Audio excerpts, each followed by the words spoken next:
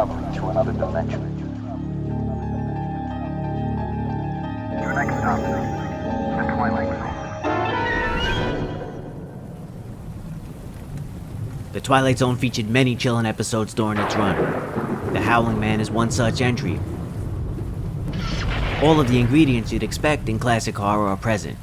A dark, stormy night, a foreboding atmosphere, and a mysterious figure in the shadows who may be the greatest evil of all.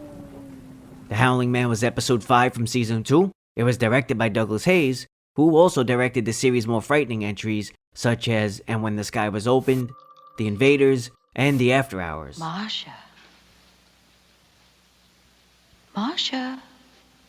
So Hayes was very capable when it came to helming stories that delved into dark territory. This is another one by veteran Twilight Zone writer Charles Beaumont. It was adapted from his short story of the same name. The tale was originally published in a November 1959 issue of Rogue magazine.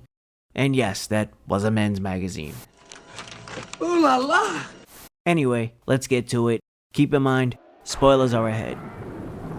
The Howling Man has a memorable open. Our lead is a very frantic man named David Ellington, as played by H.M. Wynant. I'm going to tell you the whole thing. Then you will believe because you must. Initially, it seems like he's breaking the fourth wall, but there's more to it than that. We flash back to post-World War I era. While on a walking trip through Europe, Ellington becomes ill and finds himself lost in a violent storm. He stumbles across Wolfring Castle, which is inhabited by an order of monks. He begs them to allow him inside, and the monks reluctantly agree. The atmosphere here is pretty unsettling. The monks aren't exactly welcoming, and the setup reminded me of a classic Universal monster movie. As we're led into this spooky ancient castle, you just know there has to be some horrific danger waiting inside. What was that? The wind. The blatant denial of the howling noises occurs a few times throughout this episode.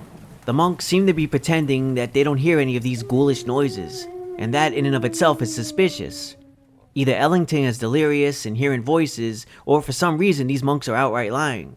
Whatever the case may be, these touches of ambiguity pulled me into the story.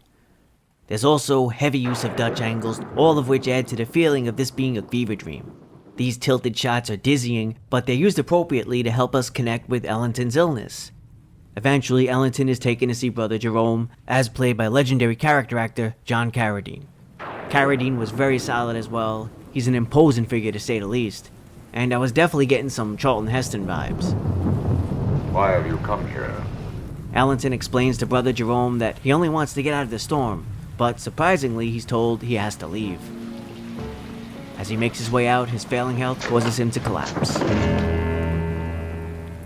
Ellington awakens, and we can assume the monks have allowed him to stay at least for the time being. But those creepy howling noises continue, and Ellington goes off to investigate.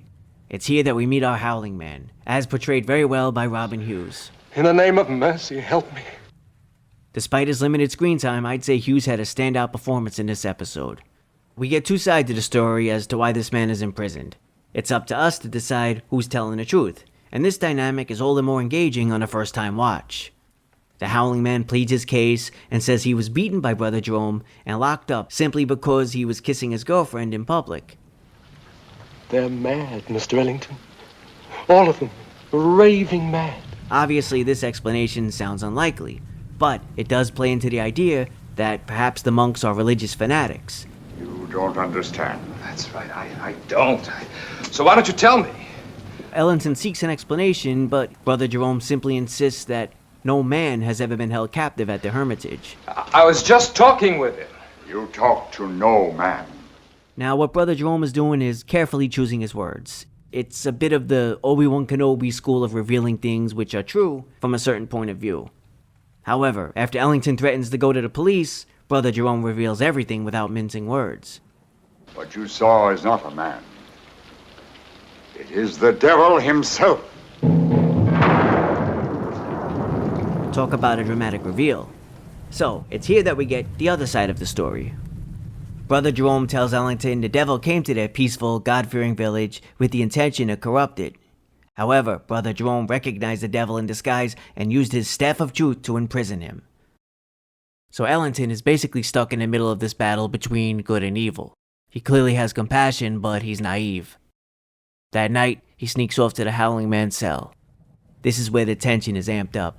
There's no time for talk. Mr. Ellington, in the name of mercy. If you fail now, they'll kill both of us. With the sense of urgency established, Ellington quickly removes the staff and frees the man. With that, we get our big reveal.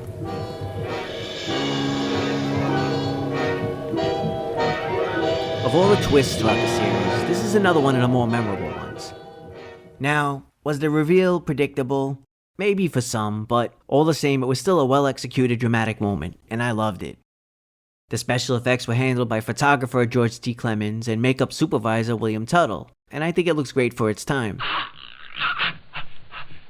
As noted over on Twilight Zone Vortex, the transformation scene was likely inspired by 1931's Dr. Jekyll and Mr. Hyde and 1935's Werewolf of London.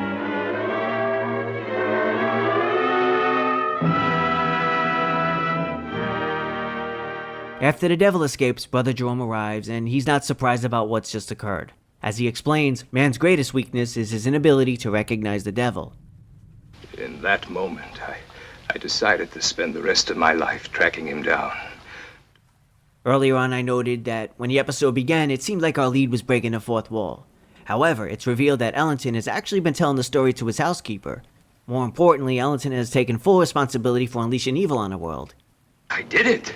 See, I have him in there now. He intends to return the devil to Brother Jerome and heads off to make final preparations. Of course, after Ellington leaves, the housekeeper proceeds to remove the staff. Ancient folks saying, you can catch the devil, but you can't hold him long. Ask Brother Jerome. Ask David Ellington. They know, and they'll go on knowing to the end of their days and beyond. I really enjoyed The Howling Man. It's entertaining from start to finish. And I have to give credit where it's due. This episode manages to stand out, and that's saying a lot for a series that features all kinds of unusual scenarios and bizarre stories. H.M. Wynant and the cast offer up lively performances. There's an energy and theatricality throughout that I'd say is fitting for this tale. John Carradine as Brother Jerome is a fan favorite. He's very charismatic and animated. You can just tell he was really putting everything into this role. He thought he would have no difficulty in tempting the old fool. But I had him in a cell before he knew what happened. Again, I think the highlight in terms of performances was Robin Hughes. His incarnation of the devil was understated. Keep in mind, the devil is meant to be the father of lies. As such, his ability to manipulate and deceive is a key character trait. This is not a religious order, Mr. Ellington. These so-called brothers of truth, they're outcasts. When he tells his side of the story, he's genuinely convincing. And in doing so, he chips away at Ellington, who, at the moment, doesn't have all of his wits. I think this can be taken as a cautionary tale to remain on guard. Recognizing evil can be even more difficult during times when we're lost and at our weakest. Plus, evil can come in many forms. On that note, The Howling Man reminded me somewhat of The Devil's Advocate. In that film, all signs pointed toward John Milton, as played by the legendary Al Pacino, as being the devil early on. I'm the hand of Mona Lisa's skirt. I'm a surprise, Kevin. They don't see me coming. So what's interesting about this concept is this sinister figure, pulling the strings and exploiting man's weaknesses. The big reveal of the devil, hands down, is the most notable moment. So it's interesting that it almost didn't happen. According to Mark Scott Zickery's Twilight Zone companion, the director Douglas Hayes actually clashed a bit with writer Charles Beaumont, who was actually pushing for a more subtle approach. All Beaumont wanted to show was a single shot of a cloven hoof to indicate the possibility that the Howling Man was a devil. However, Douglas Hayes felt that if you promise the audience a devil, then you need to show it, especially in television, which is primarily a visual medium. Another bit of interest in trivia is that the monks were originally intended to carry large wooden crosses. However, there was no way such a recognizable symbol of Christianity was going to be used in this era. And that was yet another point of contention between Hayes and Beaumont. Ultimately, Hayes came up with the alternative: The staff of truth! The one barrier he cannot pass. which was a safer way to avoid backlash from the religious community. Howling Man is another solid entry in the fifth dimension. This is an easy one for me to recommend. I'd rate it 4 out of 5 staffs of truth. Thanks for watching, everyone. If you've seen The Howling Man and you have thoughts on this classic episode, feel free to comment below. And if you're curious to hear more about the devil in the Twilight Zone, check out The Twilight Zone vs. the Devil. If you enjoyed this review and want to see more, hit that sub button, hit that like button, and you'll be good to go. Until next time, be well, take care, later.